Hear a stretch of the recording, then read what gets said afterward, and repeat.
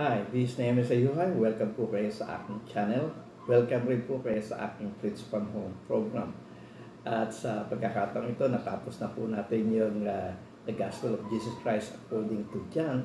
At sa atin pong pagpapatuloy na ating pag-aaral, sisimulan naman po natin ang pag-aaral dito po sa Acts of the Apostles. At sa gabing ito, ang pag-uusapan po natin ay may kinalaman doon sa Acts 1, doon sa pangako ng ating Panginoong Jesus na tungkol sa kaharian ng Diyos. At ang title po ng ating pong subject ngayong araw na ito ay may kinalaman sa Lord, are you going to restore the kingdom of Israel at this time?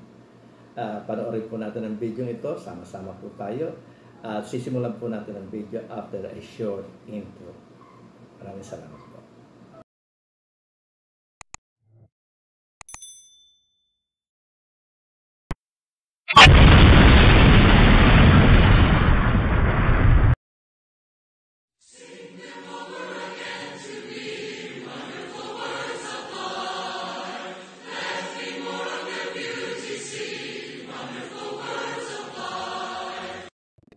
Magandang gabi mga kapatid, muli tayo mag-aral ng banal na salita at sa pagkakataong ito, natapos na po natin yung ating serye ng ating pag-aaral doon po sa The Gospel of Jesus Christ according to John. At ngayon ay panibagong aklat ang ating pag-aaralan. Ito po yung Acts of the Apostles. At ganito po yung ating mababasa sa Acts chapter 1 verse 1 to 2. And ito po ang ating mababasa.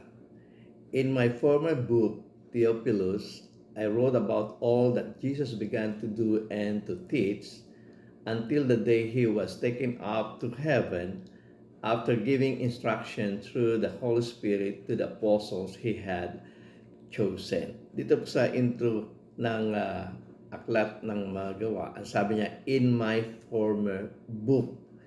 At ito ay inia-address niya ang aklat na ito kay Theophilus. So, meron siyang iba pang libro na una nang naisulat bago itong aklat ng mga gawa. So ito ay kasunod nung aklat na isinulat niya ng una. Ano yung aklat na isinulat niya ng una? Kung mababasa natin doon sa Gospel of Jesus Christ according to Luke, na doon po sa introduction ng kanyang sulat ay ganito yung ating mababasa. Ang sabi po doon ay ganito, sa Luke chapter 1 verse 1 to 4, sa NIV, ganito po ang ating mababasa. Many have undertaken to draw up an account of the things that have been fulfilled among us, just as they were handed down to us by those who from the first were eyewitnesses and servants of the word. With this in mind, since I myself have carefully investigated everything from the beginning, I too decided to write an orderly account for you, most excellent Theophilus, so that you may know the certainty of the things you had been taught. So, meron nang naituro kay Theophilus Pero gusto niya na na makasiguro doon sa mga naituro na kay Theophilus, kaya gumawa siya ng aklat na ito yung aklat ng The Gospel of Jesus Christ according to him, not according to Luke. So si Luke ay merong gospel na isinulat na story about Jesus at sinundan niya ito ng aklat ng mga gawa. At mapapansin natin, ito ay isinulat niya sa isang tao na nagngangalang Theophilus. Na sino si Theophilus? Yun ang ating magiging katanungan dito. Sino si Theophilus? Dito po sa ating chart, mababasa po natin na ay ganito, who was Theophilus? Sabi diyan, Theophilus was a person of eminent quality at Alexandria. So, isa sa mga itinataya kung sino si Theophilus, sinasabi dito, a person of eminent quality at Alexandria. So tinataya ito ay taga Alexandria. Meron naman na nagsasabi na si Theophilus ay Roman official. Kaya mabasa natin dito, Theophilus was probably a Roman official. So merong mga pagkakaintindi, no, na o pagkakataya na ang Theophilus na sinulatan ni Luke, no, pinagsulatan niya nitong The Gospel of Jesus Christ according to Luke and yung Book of Acts ay Theophilus na isang Roman official. Meron rin nagsasabi na si Theophilus ay abogado niya Apostol Pablo, no, during his trial dun sa Rome. At yun nga, mabasa natin, Theophilus could have been Paul's lawyer during his trial period in Rome. Meron mga naman na nagtataya na itong Theophilus ay isang high priest. At yun nga yung mabasa natin dito sa bandang huli, sabi niya, Theophilus ben Ananus, high priest of the temple in Jerusalem from 37 to 41 AD. So, itong sinusulatan ni Luke na Theophilus na sinasabi niyang most excellent, no? Pinupuri niya na ito ay isang most excellent person, ay tunay na tao. Pero hindi nila matiyak kung sino ito, no? Itong taong ito na si Theophilus. Meron nagsasabi na siya ay yung taga Alexandria, meron nagsasabi siya ay yung Roman official, meron naman nagsasabi na siya yung lawyer ni Paul, at meron rin nagsasabi siya yung high priest, no, noong panahon ng 37 to 41 AD. Kung sino man siya yung sinusulatan na ni Luke dito po sa Gospel of Jesus Christ according to Luke, at dito sa ating pong sisimulang pag-aaral dito po sa Aklat ng Mga Gawa. So tinataya na ito pong Gospel of Jesus Christ according to Luke at ito pong Acts of the Apostle ay isa lang aklat into volumes. No? 2 volumes sa isang aklat na isinulat ni Lucas. At kailan ito isinulat? No? Basahin na lang po natin itong naandito po sa inyong harapan na article, na kinuha ko po sa internet. Ang sabi po ay ganito, Acts of the Apostles, no? At minsan mababasa natin, no, na abbreviate po ito ng Acts, no? Kaya Acts of the Apostle, abbreviation Acts, 5th book of the New Testament. So, ang unang 4 na aklat ay yung Gospel books, no? Matthew, Mark, Luke, and John. At pagkatapos noon, yung aklat ng mga gawa na ang ating makikita doon po sa ating New Testament scripture. No? Muli kong babasahin, ang sabi po ng banal na kasulatan ay ganito. Acts of the Apostles, abbreviation Acts, 5th book of the New Testament, a valuable history of the early Christian church. Na Acts was written in Greek. No? Ito ay isinulat sa Greek. Ito ay isinulat sa Koine Greek. Na presumably by Saint Luke na evangelist. Si Lucas po ang sumulat nito. Ang sabi po dito, the Gospel according to Luke concludes where Acts begin. Na yung Gospel of Jesus Christ according to Luke, natapos ito, no? At doon sa katapusan ng aklat na ito na isinulat ni Luke, dito naman nagsimula yung story dito sa aklat ng mga gawa. No, muli kong basahin, the Gospel according to Luke concludes where Acts begins, namely with Christ's ascension into heaven. Nung siya ay umakyat sa langit. Sabi dito, Acts was apparently written in Rome, perhaps between 70 to 90 AD, though something a slightly earlier date is also possible. So, tinataya na isinulat itong aklat na mga gawa noong 70 to 90. Meron nagtataya na ito ay isinulat noong 85 AD. So sa makatuwid, kung ito ay sinulat ng 70 to 90, ito rin yung panahon na sinulat yung yung the Gospel of Jesus Christ according to Luke. Sapagat ito pong Luke and Acts ay isang aklat na merong 2 volumes na ang sumulat po. Evangelist na kasama ng ating butihing apostol na si Apostol Pablo, na si Dr. Luke. Siya po yung sumulat nito at isinulat niya, tinataya po isinulat ito noong 70 to 90 AD. So tingnan po uli natin yung chart at ganito yung ating makikita. Isinulat po ito noong 70 to 90 AD at yung laman po ng istorya na nakapaloob dito sa Aklat ng Mga Gawa ay nagsimula noong 33 AD hanggang 63 AD. So yun po yung taya kung ng history, sa history, sa timeline, ang kwento po doon sa Aklat ng Mga Gawa nagsimula noong 33 AD to 63 AD. So, sa makatuwid, mula noong 33 AD at 63 AD, wala pong Aklat ng Mga Gawa.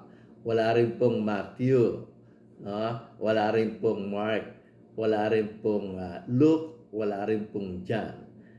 Kung meron man silang binabanggit na kasulatan, ito ay yung Old Testament Scripture. Hindi pa po nalilimbag. O kung meron pang mga earlier na writings, mga sulat sila Pastor Pablo, ay hindi pa po ito nakukumpile, hindi pa rin po ito naiipon. Ito'y nababasa ng mga churches na kanya sinusulatan. Kagaya sumulat po siya sa aklat sa mga taga-Roma. So yung sulat niya sa mga taga-Roma, binabasa po ito ng mga taga-Roma. At ito ay naipapasa rin sa ibang mga churches. Pero po itong 4 Gospels at ito po Aklat ng Mga Gawa ay tinitiyak natin na hindi pa po ito napasulat nung panahon na sila ay umiiral, noong 33 to 63 AD, sapagkat ang aklat na ito ay naisulat noong 70 to 90 AD. At yung pinakahuling gospel na isulat noong 96 AD, at yun nga yung nakaraang pinag-aralan natin, yung the Gospel of Jesus Christ according to John. So muli natin basahin yung ating pong binasa kanina na Acts chapter 1 verse 1 to 2, at ganito po ang ating magbasa. In my former book, Theophilus, I wrote about all that Jesus began to do and to teach until the day he was taken up to heaven, after giving instructions through the Holy Spirit to the apostles he had chosen. So susunod na versikulo, ganito po ating mabasa. Acts chapter 1 verse 3, at NIV na po ang aking babasahin. Ang sabi po ng banal na kasulatan ay ganito: after his suffering, after his death, yung nag-resurrect na siya. So ang sabi na, after his suffering, he presented himself to them and gave many convincing proof that he was alive. He appeared to them over a period of 40 days and spoke about the kingdom of God. So, mapansin po natin yung naka-red color dito po sa ating binasa. Sabi, after his suffering, he presented himself to them and gave many convincing proofs that he was alive. Totoo po yan. Sa sulat nga ni Apostol Pablo doon sa 1 Corinthians chapter 15, binanggit niya more than 500 eyewitnesses ang makapagpapatunay na siya nga ay nabuhay na mag-uli sa mga patay. Babasahin po natin ang sabi po doon sa banal na kasulatan sa 1 Corinthians chapter 15 verse 5 to 6, and NIV na rin po ang aking babasahin. Ganito po ang ating mababasa. And that he appeared to Cephas, ito po si Apostol Pablo, and then to the 12. So napakita siya kay Cephas, napakita rin siya sa 12 alagad. After that, he appeared to more than 500 of the brothers and sisters at the same time, most of whom are still living, though some have fallen asleep. So, nung binanggit ito ni Apostol Pablo, ito sulat niya sa mga taga Corinto ay isinulat niya noong 57 AD. Ibig sabihin ni Apostol Pablo, hanggang noong 57 AD ay meron pang mga natitirang buhay doon sa more than 500 na makapagpapatunay na ang ating Panginoong Jesus ay nabuhay na muli sa mga patay.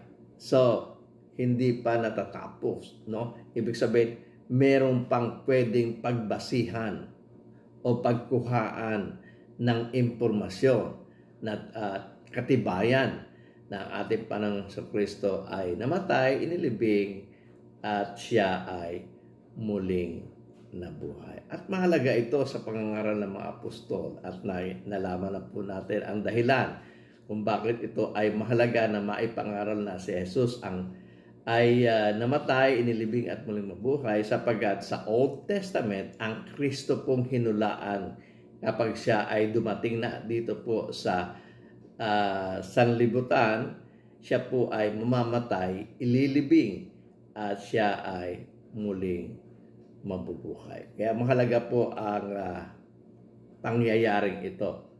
Kaya nga ito ay kasama sa mga pangangaral ng mga apostol. Maging doon po sa 4 Gospels, no, yung Matthew, Mark, Luke, and John, na sila po, yung 4 po ay nagkakaisa sa pagkukwento dito po sa kamatayan, sa pagkalibing, at muling pagkabuhay ng ating Panginoong Jesus, sapagkat ito yung patunay na siya na nga ang Kristo, ang anak ng Diyos na buhay. Siya na nga yung hari na kanilang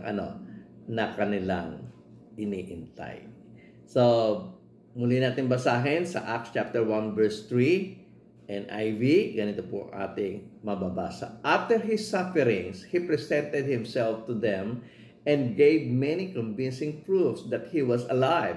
He appeared to them over a period of 40 days and spoke about the kingdom of God. So, mapansin natin dito, doon sa kanyang pagpapakita para mapatunayang siya ay muling nabuhay, napakita siya sa mga alagad, no, ng 40 days. So, nung muli siyang mabuhay na muli, hindi siya agad umakyat sa langit. Nag-stay pa siya dito sa lupa ng 40 days. At dito sa 40 days niya na pag-i-stay dito sa lupa, ni-remind niya yung kanyang mga alagad tungkol sa sa kaharian ng Diyos. So, kung titignan natin itong illustration, makikita natin, siya ay namatay, inilibing at muling mabuhay. Matapos siyang muling mabuhay, nag-stay pa rin siya ng over a period of 40 days. No? Yan po yung nakikita natin po sa ating pong screen. Nag-stay siya ng 40 days at dito sa 40 days na ito, wala siyang sinayang na oras, kundi pag-usapan nila yung kaharian ng langit. At siya ito ay bago siya umakyat sa langit. So mapansin po natin, yung kanilang pag-uusap ay may kinalaman doon po sa kaharian ng Diyos. Sa kaharian ng Diyos. At pansinin po natin, doon sa chapter 1, binanggit po yung kaharian ng Diyos. Yung kababasa lang po natin na talata sa Acts chapter 1 verse 3. At doon sa kahuli-hulihang aklat, kahuli-hulihang chapter nitong aklat ng mga gawa, binanggit din yung kaharian ng Diyos. At yun mabasa natin doon sa Acts 28 verse 30. Ganito po ang ating mabasa. For 2 whole years, Paul stayed there in his own rented house. Naalala nyo na siya, ang ating pong apostol ay nakulong sa Roma noong 63 AD, no, o 62 AD. nakulong po sa Roma. Sa kanyang pagkakulong, siya ay under house arrest. So meron siyang bahay na tinutuluyan at doon na po siya ikinulong, no, doon sa sarili niyang tahanan. At doon sa sarili niyang tahanan, welcome naman na mabisita siya ng kanyang mga kaibigan o ng kanyang mga relatives. At ito nga ang ating matutunghayan, no? Ito pong Acts chapter 28 verse 30. Ito yung kahuli-hulihang bersikulo dito po sa aklat ng Luka, aklat ng na isinulat ni Lucas, no? Ito pong aklat ng mga gawa. At muli, akin pong babasahin Acts chapter 28 verse 30. For 2 whole years, Paul stayed there in his own rented house and welcomed all who came to see him. He proclaimed the kingdom of God and taught about the Lord Jesus with all boldness and without hindrance. So mapansin po natin sa Acts 1, no, ang pinag-uusapan nila? Kingdom of God. Sa Acts 28, no, ano ang pinoproclaim ni Apostol Pablo? The kingdom of God. So sa aming sa pag-aaral namin po ng interpretation, ito yung tinatawag namin book end. No, ano ibig sabihin? Yung both and speak about the same thing. At ito pong aklat ng mga gawa na mula sa chapter 1 hanggang sa huling chapter 28, same thing yung binabanggit dito, at yun nga yung kingdom of God. At ito ay tinataya na sa aming interpretation, sa aming subject po, no, yung klase namin interpretation. Sinasabi po tinuturo po ng aming instructor na ito ay nagsasuggest na from chapter 1 to 28, lahat ng chapter ay may kinalaman sa sa kaharian ng Diyos. So sa makatuwid, yung period of 33 AD to 63 AD na ni-record ni Luke ay walang iba, ito ay may kinalaman sa sa kaharian ng Diyos.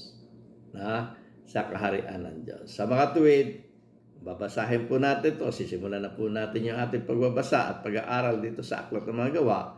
Ang ating po matutunghayan dito at ating mapapatunayan ay yung pag-iral ng kaharian ng Diyos. Okay, so muli natin basahin yung chapter 1 verse 3. Ganito po ating mababasa. After his suffering, he presented himself to them and gave many convincing proofs that he was alive. He appeared to them over a period of 40 days and spoke about the kingdom of God. At pagkatapos noon, natural siya ay aakyat na sa langit. At ganito ating mababasa. Acts chapter 1 verse 4 to 5 NIV, ganito po ating mababasa. On one occasion, while he was eating with them, he gave them this command.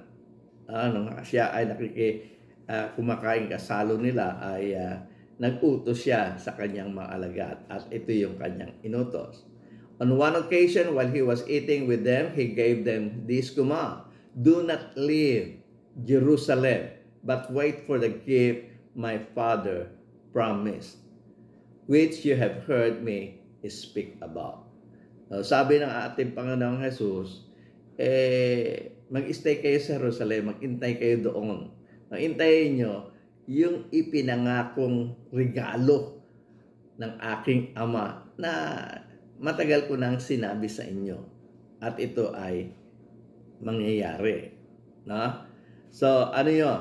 Muli kong basahin. Sabi, on one occasion, while he was eating with them, he gave them this command: do not leave Jerusalem, but wait for the gift my Father promised, which you have heard me speak about.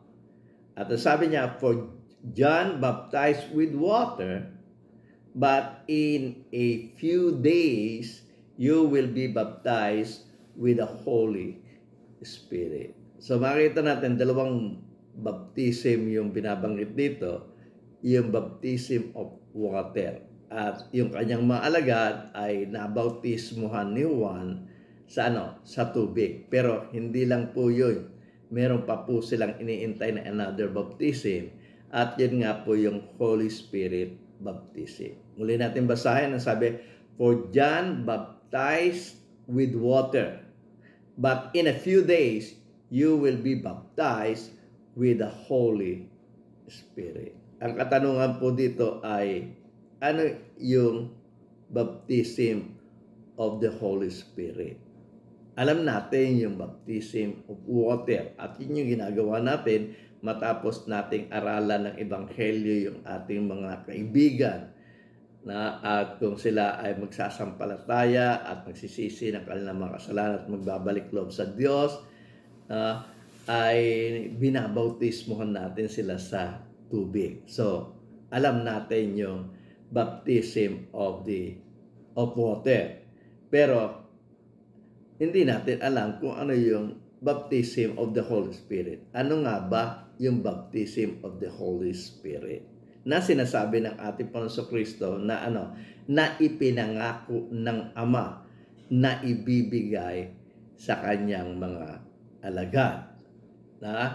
So, siguro ang dapat natin tanungin dito ay si Juan sapagkat siya ay nagbabautismo sa tubig at merong isang okasyon na nung siya ay pinaghihinalaan na siya yung Kristong darating, madiin niyang itinanggi na siya na nga ang Kristo.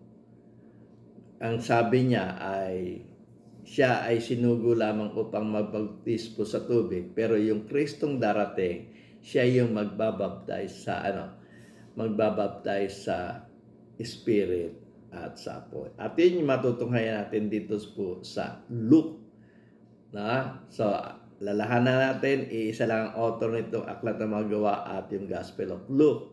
Sa mga katuwid ko, may binabanggit ditong baptism of the Holy Spirit, aayon dito yung paliwanag ni Luke doon po sa Gospel of Jesus Christ according to him. At ganito yung ating mga basa dito po sa chapter 3 ng aklat ni Luke, the Gospel of Jesus Christ according to Luke. Ang sabi dito sa Luke chapter 3 verse 15 to 17, ganito po ang ating mababasa. The people were waiting expectantly and were all wondering in their hearts if John might possibly be the Messiah or be the Christ. So, naghihinala sila. Kasi si Juan, laging binabanggit niya, magsisi kayo ng inyong mga kasalanan sapagkat malapit na ang kaharian ng Diyos. Ang kaharian ng langit. So, inisip nila, kung ito ay nangangaral tungkol sa kaharian ng Diyos, siguro siya na nga ang Kristo. Ang ibig sabihin po ng Kristo o ng Messiah, anointed. Pinahiran ng langis. At yung mga pinapahiran ng langis ay yung mga priest, mga prophets, at yung mga hari doon sa Old Testament. At sa konteksto nito, ang iniintay nilang Kristo yung maghahari sa Jerusalem, maghahari sa Israel. So, yung konteksto po ng Messiah, yung konteksto po ng Kristong kanilang iniintay nila yung hari. At napagkamala nila na itong iniintay nilang hari ay si Juan Bautista. Pero tinanggi ni Juan Bautista yung kanilang hinala. Sinasabi ni Juan Bautista na hindi siya ang Kristo. Muli natin basahin, ang sabi po ng banal na kasulatan ay ganito. The people were waiting expectantly and were all wondering in their hearts if John the Baptist, might possibly be the Messiah or might possibly the Christ.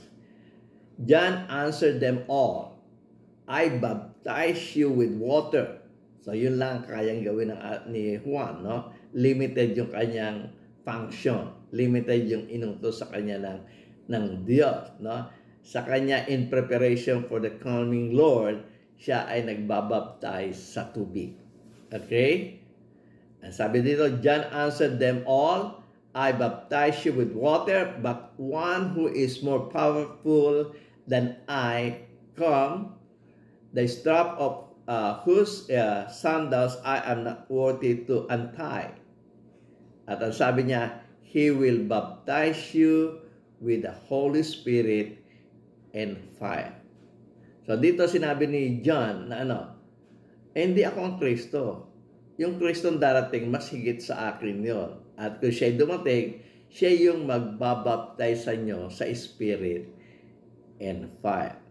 So sabi ni John, ako, ang tungkulin ko lang, yung mga magbabalik loob sa Diyos, na para makahanda sila doon sa pagdating ng kaharian ng Diyos, ay bautismuhan ko sila sa tubig.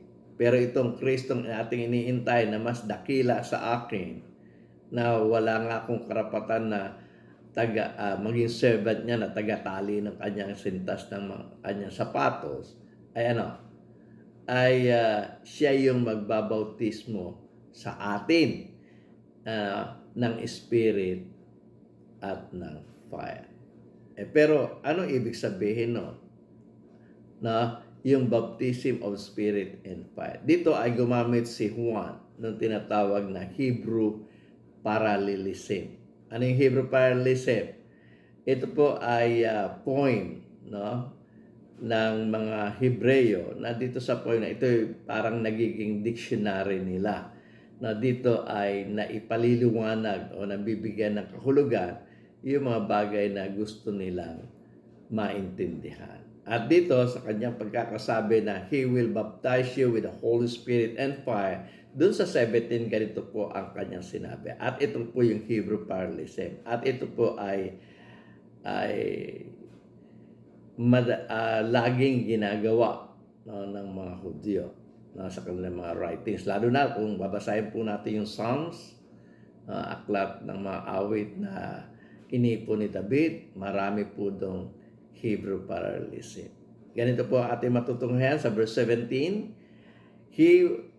His winnowing fork is in his hand to clear his threshing floor and to gather the wheat into his barn, but he will burn up the chaff with unquenchable fire. Sabi niya, yung darating, siya yung magbabaptize sa Holy Spirit at magbabaptize sa apoy. Ipinaliwanag niya na yung baptism of the Holy Spirit contrast doon sa baptism of fire. At sabi niya nga, meron siyang kalaykay, hawak niya yung kalaykay at iipunin niya yung trigo at ilalagay niya sa kanyang bangan, at yung iipunin niya yung dayami at lalagay niya sa apoy na hindi mamamatay. So tingnan po natin sa illustration. Ito po yung illustration na ating makikita dito po sa ating pong screen. Na matagal ko ng illustration ito at sa aklat sa Gospel of Jesus Christ according to John, madalas na natin pong nagagamit itong illustration na ito. So makikita natin sa illustration, si Christ po yung magbabaptize sa Holy Spirit. Siya rin po yung magbabaptize sa fire. At doon po sa Hebrew parallelism, nakita po natin yung baptism of the Holy Spirit, yung po yung pag-iipon niya ng kanyang trigo at ilalagay niya sa kanyang bangan. At yung baptism of fire, yun rin po naman yung pagsusunog niya doon sa mga dayami at susunugin niya sa walang hanggang apoy, yung apoy na hindi mamamatay. At alam natin, pag sinabing apoy na hindi mamamatay, ito ay may kinalaman sa sa impyerno. Ito ay may kinalaman sa sa paghatol. Sa makatuwid, yung pong baptism of fire ay paghatol sa kamatayan. At yun naman pong yun naman pong baptism of the Holy Spirit, ito naman po ay merong kinalaman sa sa kaligtasan. So, ang ibig sabihin ni Juan, ako ay magbabaptize sa inyo sa tubig, no, in preparation for the coming of the Lord. Na in preparation para maligtas. Pero ang tunay na magliligtas, magbibigay ng kaligtasan, yung magbabaptize sa kanila sa sa tubig. At yung hahatol, magbibigay ng hatol, siya rin yung magbibigay ng salvation, at yung makakatulan ay ay dadalhin sa apoy na hindi mamamatay. So siguro naman ay malinaw na ibig sabihin ng ating Panginoong Kristo, intayin ninyo, no, mag-intay kayo sa Jerusalem, no, mag-stay kayo doon at antayin nyo yung pangako ng Diyos. At yung pangako ng Diyos, yung pong baptism of the Holy Spirit, at ito po yung blessing, o ito po yung kaligtasan. Ito ay mangyayari sa mga susunod pang mga araw. So, ituloy natin ang pagbasa dito sa Acts chapter 1 verse 6 ng NIV. Ganito po ang ating mga basa.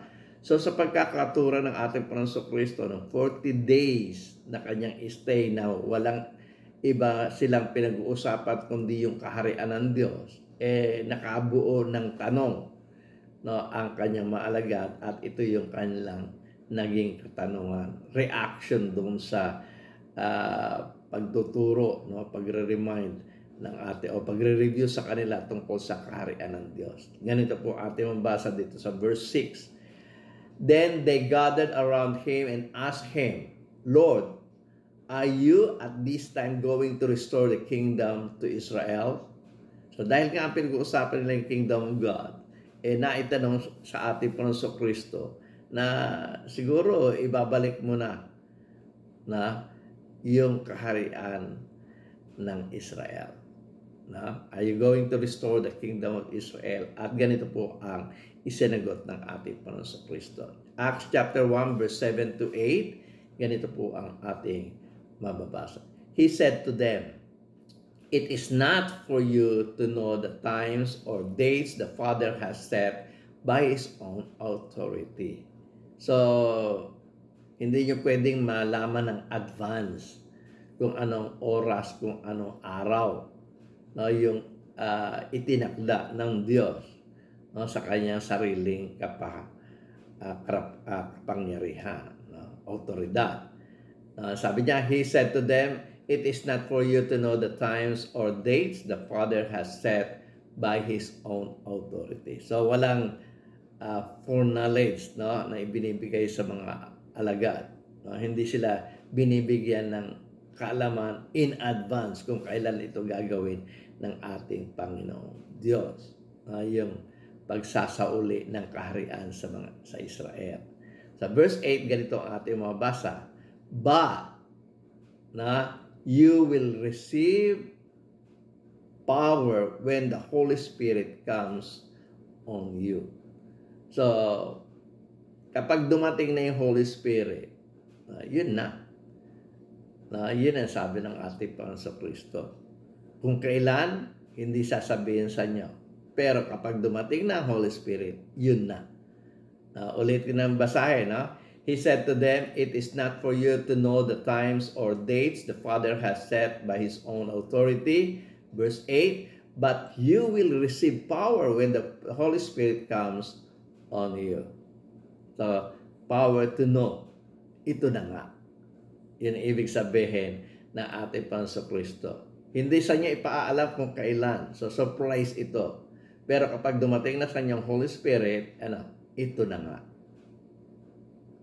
Nakukuha niyo po ba yung linya ng conversation ng kanyang mga alagad at ng ating Panginoong Kristo? Ang tanong, i-restore na ba ang kingdom para sa Israel? Yung kingdom of God.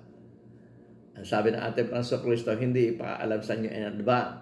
Pero pag dumating ang Holy Spirit sa inyo, yun na nga. Yun ang ibig sabihin ng ating Panginoong Kristo. Muli kong babasahin, ang sabi po ng Banal na Kasulatan, verse 7 and 8 ng Acts 1. He said to them, "It is not for you to know the times or days the Father has set by his own authority, but you will receive power when the Holy Spirit comes on you, and you will be my witnesses in Jerusalem and in all Judea and Samaria and to the ends of the earth." So kayo yung aking magiging witness sa kaganapan ng bagay na ito. Pero wag yung tanungin sa akin in advance. Antayin niyo yung pagdating ng Holy Spirit at kayo magkakaroon ng kapangyarihan malaman ito. So yun yung kasagutan ng ating Panginoong Kristo. So tutuloy lang natin ang pagbasa sa verse 9 to 10. Ganito ang ating mabasa. After he said this, he was taken up before their very eyes, and a cloud hid him from their sight. Yung paakyat ng ating Panginoong Kristo sa langit. Lumilipad na siya paakyat. At sa kanyang pag-akyat, tinabingan siya ng cloud. So, nawala na sa kanilang paningin. Pero sila ay nakatingin pa rin. After he said this, he was taken up before their very eyes, and a cloud hid him from their sight. They were looking intently up into the sky as he was going, when suddenly two men dressed in white stood beside them. At ano yung sinabi ng dalawang kalalakihan na nakasuot ng puti? Ito yung nilang sinabi. Sa verse 11, Acts chapter 1 verse 11 NIV, ang sabi ay ganito, "Men of Galilee," yung kanyang mga alagad, yung kanyang mga apostol, na ang sinasabihan ng dalawang lalaki. "Men of Galilee," they said, "why do you stand here looking into the sky? The same Jesus who has been taken from you into heaven will come back in the same way you have seen him go into heaven." Sabi ng mga lalaki dito sa mga alagad ng ating Panginoong Kristo, ba't kayo nakatingala sa lupa, sa langit? Ba't kayo nakatingala sa langit? The same way kung siya sa kanyang pag-akyat sa langit, the same way na siya, yun rin yung pagbaba niya galing sa langit. Sabi niya, "will come back in the same way you have seen him go into heaven." Kung paano siya umakyat sa langit, nakikita niyo yung kanyang pagbaba sa lupa. So dito ay may pangako ng pagbabalik ng ating Panginoong Jesucristo. At ito ay pinatunayan ng mga lalaking nakaputi kumausap doon sa kanilang mga agad. Meron talagang pagbabalik. At yan naman ay pinangako na ng ating Panginoong Kristo. Natatandaan niyo doon po sa Gospel of Jesus Christ according to John, doon sa chapter 14, yung napipinto na yung kanyang pag-aresto at siya ay napipinto ng mamatay sa krus. Yung kanyang kamatayan ay pagpunta niya sa kanyang ama. At ganito yung kanyang ipinangako. Pansinin po natin yung pangako ng ating Panginoong Jesus, at naintindihan natin ito ay hindi mababago yung pangakong ito. At ganito po ang pangakong yun. John chapter 14 verse 2 to 3, akin pong babasahin sa NIV. "My Father's house has many rooms. If that were not so, would I have told you that I am going there to prepare a place for you?" So, Jesus Christ is going to the Father. Yun yung kanyang kamatayan. At sa kanyang pagpunta doon sa kanyang ama, yung kanyang ama maraming room doon sa kanyang tahanan. Ipaghahandaan niya ng mga lugar yung kanyang mga alagad. Yun po yung salita. Yun po yung pangako ng ating Panginoong Kristo. Muli natin basahin. "My Father's house has many rooms. If that were not so, would I have told you that I am going there to prepare a place for you? And if I go and prepare a place for you," na kung maihanda ko na yung mga lugar ninyo doon sa kalangitan, "I will come back May pangako ba na muling pagdating? Meron po. Darating po, babalik po ang ating Panginoon Kristo. Pero sa kanyang pagbabalik, ano sabi niya? I will come back and take you to be with me, that you also may be where I am. So sayang naman yung preparasyon na ibinigay ng ating Panginoon Kristo, no? Maghahanda siya ng dakong kalalagayan ng kanyang mga alagad doon sa kalangitan, sa mga tuwid, sa kanyang pagbabalik, na susunduin niya yung kanyang mga alagad at ilalagay niya doon sa dakong kanyang pinaghandaan kung nasaan siya. Ating Panginoon Kristo ay nasa langit, sa mga tuwid, sa kanyang muling pagbabalik, ang kanyang mga alagad ay dadalhin niya sa dadalhin niya sa langit. So mas higit kong paniniwalaan itong pangakong ito ng ating Panginoon Kristo. Totoong siya'y aalis at pupunta doon sa Ama. At sa kanyang pag-alis at pagpunta doon sa Ama, ipaghahanda niya ang kanyang mga alagad ng mga rooms sa tahanan ng kanyang Ama. Kapag nagawa niya na po yun, siya'y muling babalik upang sunduin yung kanyang mga alagad dahil gusto niya kung saan siya ay doroon din yung kanyang mga alagad.